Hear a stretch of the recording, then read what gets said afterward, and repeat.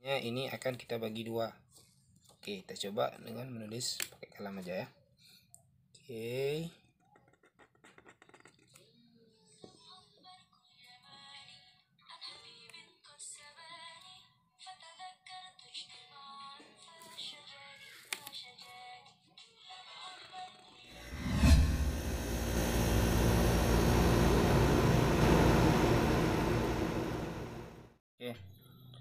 Hari ini kita menulis huruf alif, ba, ta, dan seterusnya.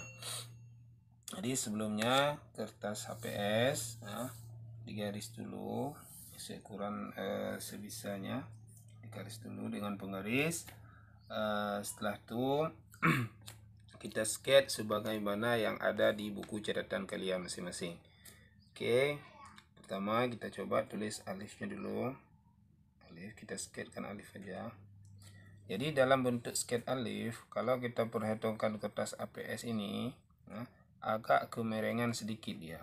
Jadi kemerengan seukuran kalau misalnya kita hitungkan jam dinding, misalnya kalau misalnya ini jam dinding, nah itu kemerengan dia kalau kita bagi 4, ini kemerengan sekiranya agak mereng ke sebelah kiri lah dikit. Jadi jangan terlalu lurus seperti ini. Jangan terlalu lurus seperti ini. Ini bentuk sketch alifnya. Oke, jadi setelah kita bikin sketch alif ini lurus saja. Nah, baru kita gunakan tinta untuk menulis. Nah, tinta yang sudah kita kasih benang, tujuannya adalah untuk tintanya tidak menyangkut di mata kalam yang akan kita gunakan.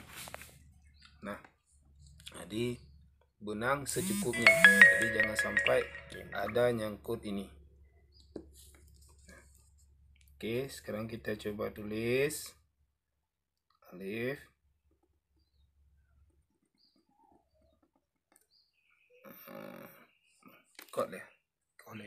Nah, jadi kita gunakan tinta. Oke, kita coba gunakan tinta. Yes. Nah, jadi alif yang kita tulis ini kemerengannya kurang sedikit lah dari garis lurus yang ada. Dan hitungan dalam buku kita itu ada 5 titik ini, hitungan panjangnya alif. Hitungan panjangnya alif waktu kita tulis. Oke, ini.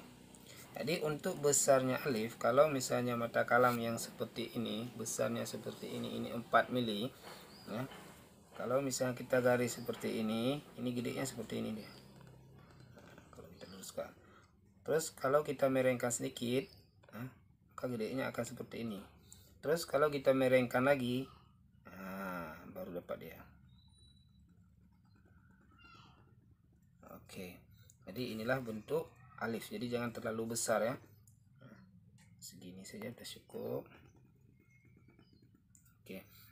Jadi dalam penulisan ini juga nanti ada tekniknya. Kalau misalnya mata kalamnya terlalu besar, mungkin agak sulit kita membuat seperti ini. Misalnya, kemungkinan kita akan seperti ini kejadiannya. Kalau ininya yang kita gerakkan.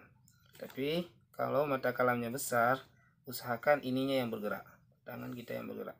Nah, setelah kita misalnya sudah membuat garis alif di sini, sketch alif di sini, maka ininya yang kita gerak. Oke, taruh di sini, terus tarik terus ke bawah. Tangan ini yang kita gerakkan. Tangan ini yang kita gerakkan. Ini standby seperti biasa. Langsung kita tarik ya. Jadi ininya yang kita goyangkan. Tarik ke sini.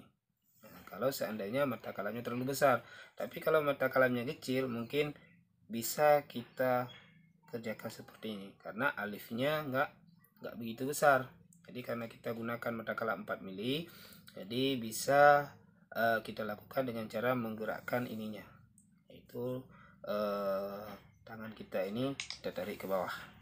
Nah, oke, setelah kita bikin alif, jangan lupa kita ukur sampai dapat 5 titik dari tulisan kita. Jadi kalau dapat 5 titik, ini ukuran alif naski yang kita tulis.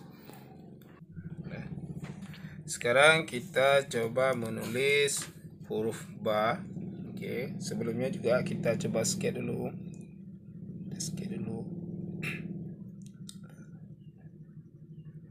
Oke.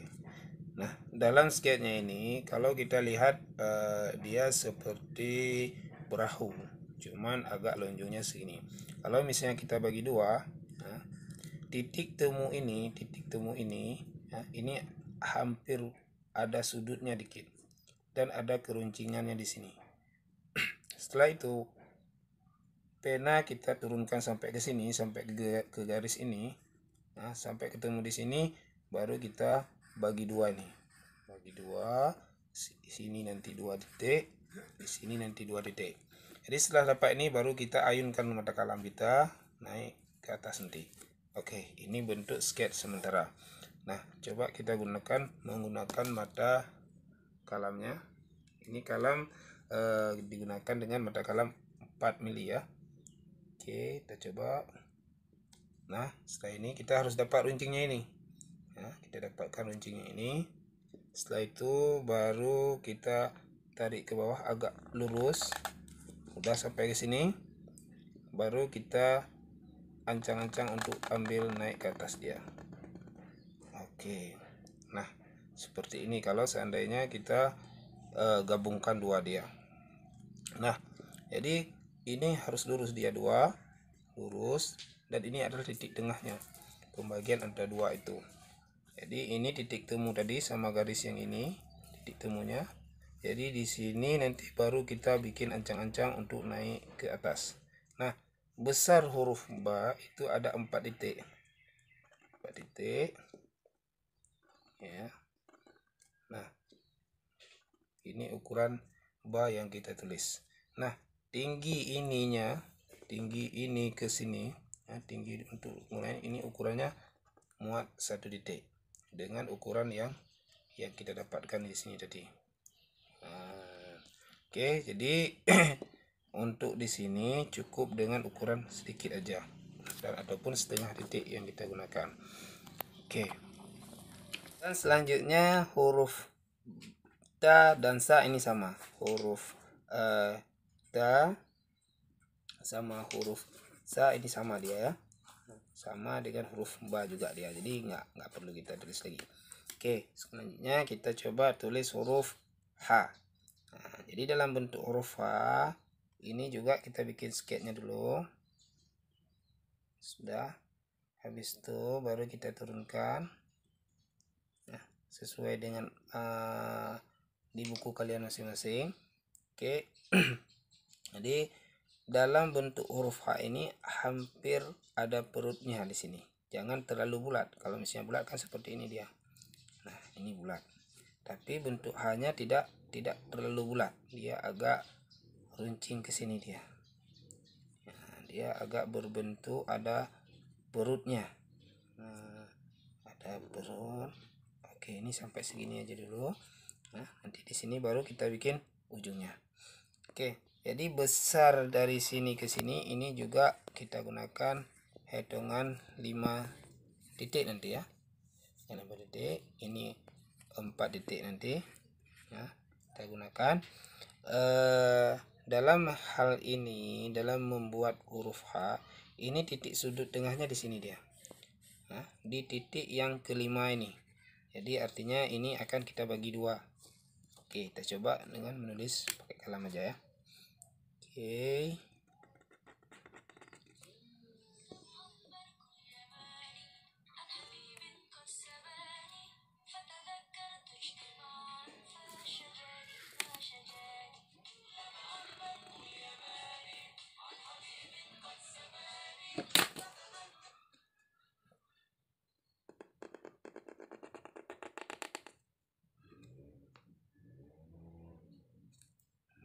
Ini dengan menggunakan ujung ini saja, ujung yang runcing ini saja. Oke. Kita hitung dia sampai 5 titik. Nah, di sini dengan 4 titik. Oke. Nah,